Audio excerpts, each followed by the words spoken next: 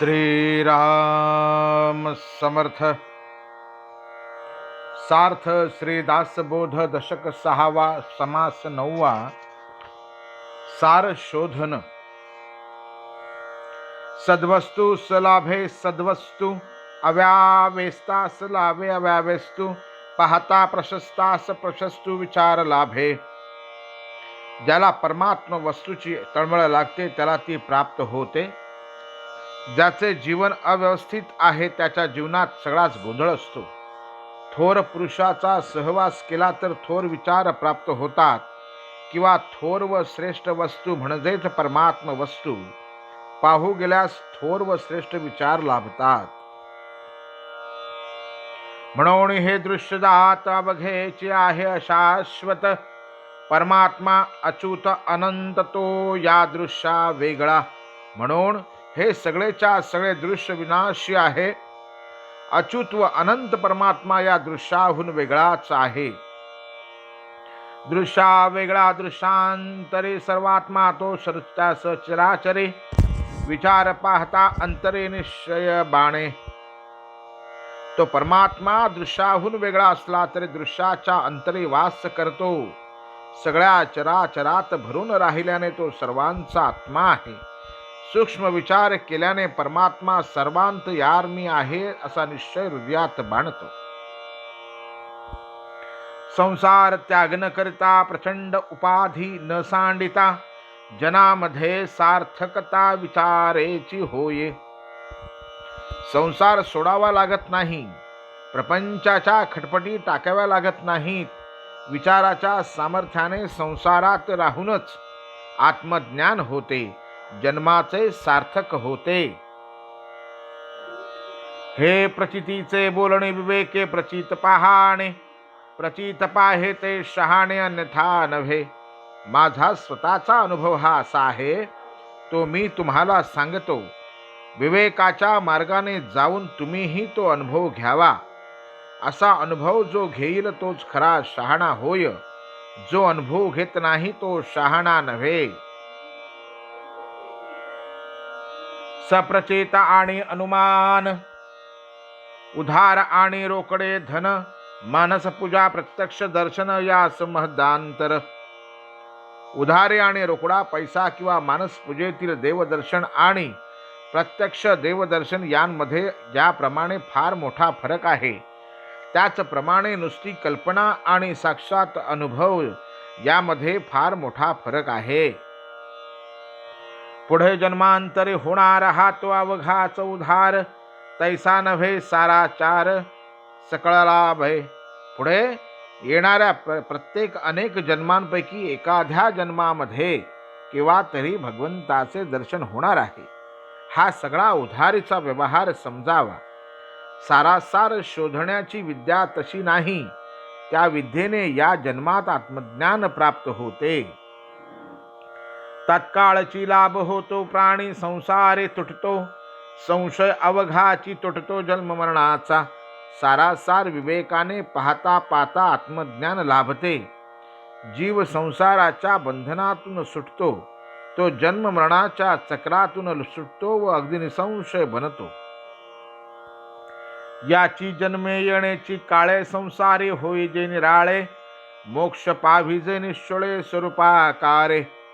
याच जन्मात आणि याच जमान्यात मनाने संसारामधून बाजूला व्हावे. स्वस्वरूपाशी एकाकार होऊन निश्चल व्हावे आणि मोक्ष प्राप्त करून घ्यावा. ये गोष्टीस करे अनुमान तो सिद्धची पावेल पतन. मिथ्यावदे त्यास आण उपासनेची. मी जे आता सांगितले त्याबद्दल जो कोणी संशय काढील तो सिद्ध जरी असला तरी सिद्धपणापासून भ्रष्ट पावेल. जो कोणी हे खोटे आहे असे म्हणेल त्याला माझ्या उपासनेची शपथ आहे. हे यथार्थची आहे बोलणे विवेके शीघ्रची मुक्त होणे. असोनी काहीच नसणे जनामध्ये. माझे बोलणे अगदी बरोबर आहे.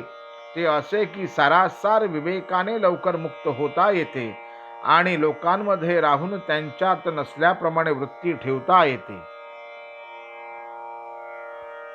देवपदा आहे निर्गुण देवपदी अनन्यपण, ह्याची अर्थ पाहता पूर्ण समाधान बाणे. खरा देव म्हणजे देव परमात्म स्वरूप निर्गुण आहे, त्या स्वरूपाशी तदाकार होणे जरूर आहे. हा अर्थ बरोबर व संपूर्ण समजून आपण निर्गुण झालो की संपूर्ण समाधान प्राप्त होते. देहात राहून देह नसल्यासारखी वृत्ती ठेवणे आणि पुष्कळ कर्म करून अकर्तेपणामुळे ते मुळीच न केल्यासारखी अवस्था सांभाळणे ही जीवनमुक्ताची लक्षणे आहेत. जीवनमुक्ताची लक्षणे जीवनमुक्तच ओळखू शकतो. एरवी हे खरे वाटत नाही. अनुभवाच्या अभावी केवळ कल्पना केल्याने त्या अवस्थेबद्दल संदेह वाटतो. परंतु सद्गुरूच्या मुखाने श्रवण केले तर सारे संशय समूळ नाहीसे होतात. देहीच विदेह होणे, करुण काहीच न करणे, जीवनमुक्तांची लक्षणे जीवनमुक्त जाणे. एरवी हे न खरे बटे, अनुमानेची संदेह वाटे, संदेहाचे मूळ तुटे सद्गुरु वचने. इति श्री दासबोधे गुरुशिष्य संवादे सार शोधन नाम समास नववा समाप्त.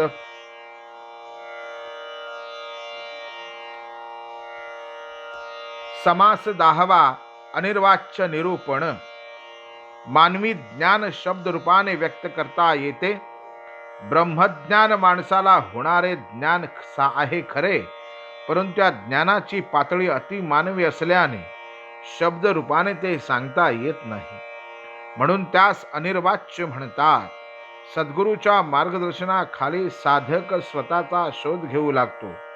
या शोधात प्रथम देह बुद्धीचा मी खरा नाही हे त्याच्या नजरेस येते.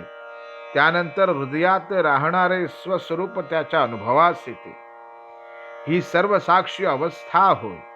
तिच्यामध्ये मी असतो, पण तो केवळ द्रष्टेपणाने साक्षीपणाने असतो. तिला तुर्यावस्था म्हणतात. एकीकडे मी आत्मा आहे अशी शुद्ध जाणीव असते, तर दुसरीकडे मी साऱ्या दृश्याहून वेगळा आहे याचे भान असते. मग पुढे केवळ द्रष्टा देखील द्रष्टेपणाने उरत नाही. मी आत्मस्वरूप आहे हे विरते आणि शुद्ध निर्मळ निर्गुण ब्रह्मस्वरूप शिल्लक उरते. ही उन्मनी अवस्था होय. तेथे संपूर्ण समाधान लाभते. ते शब्दांच्या कक्षेत येऊ शकत नाही. शब्द स्थूल आहे तर त्याचा अर्थ सूक्ष्म उरतो. अर्थ अधिकाधिक सूक्ष्म होता होता ओंकारापर्यंत पोहोचतो. ओंकारच स्वतः जेथे लीन होतो त्या परमात्म स्वरूपात शब्द नाही, अर्थ नाही, भाषा नाही आणि मौन नाही. तेथे नुसते समाधान आहे. ते शब्दाने सांगता येत नाही. अनुभवाचा विकास होताना प्रथमच दृश्य स्थूल म्हणून जाते, पण अदृश्य सूक्ष्म म्हणून नाहीसे होते. पुढे शून्य उरते, परंतु शून्याला पाहणाऱ्या स्वरूपात शून्य देखील विरल्यावर समाधान रूप केवळ ब्रह्म शिल्लक उरते. सद्गुरूच्या आज्ञेप्रमाणे जागृती, स्वप्न व सुषुप्ती या अवस्था मागे टाकून तुर्यमध्ये प्रवेश करणे हा मायेच्या कक्षेतील व्यवहार आहे, परंतु तो अदृश्य आहे इतकेच.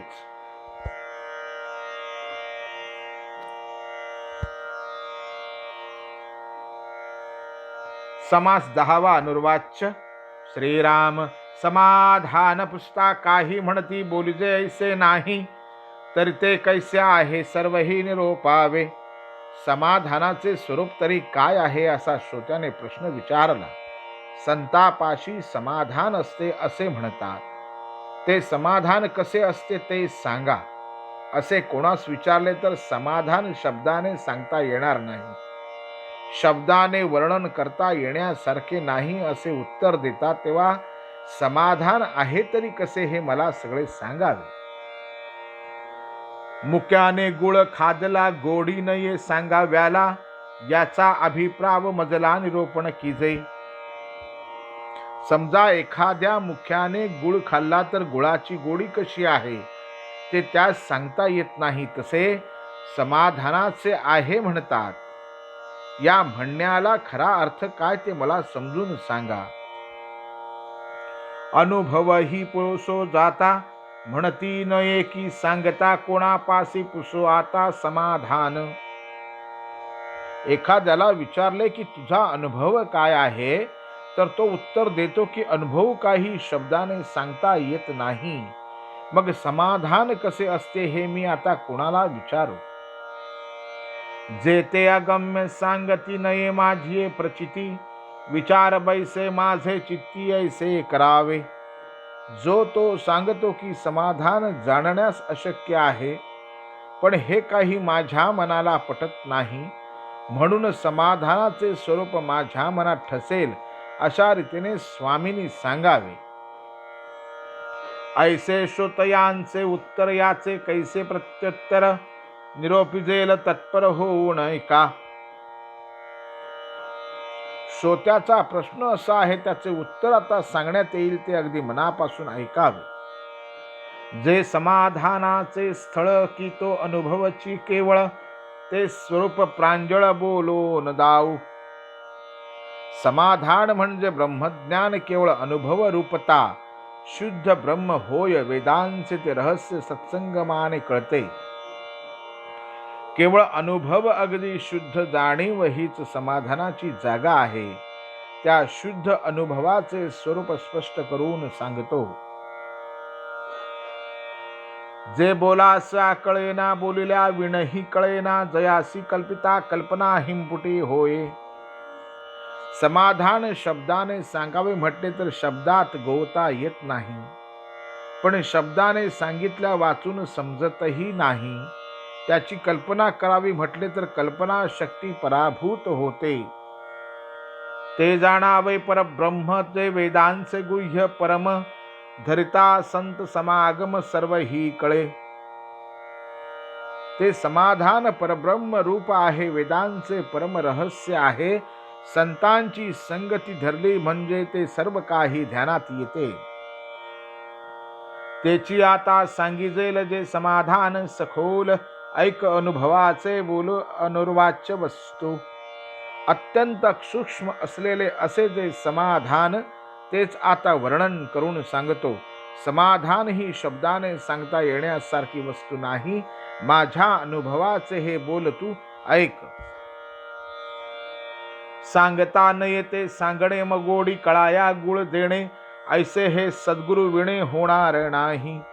शब्दाने जे सांगताच येत नाही, ते कितीही वर्णन करून सांगितले तरी खऱ्या अर्थाने कळणार नाही.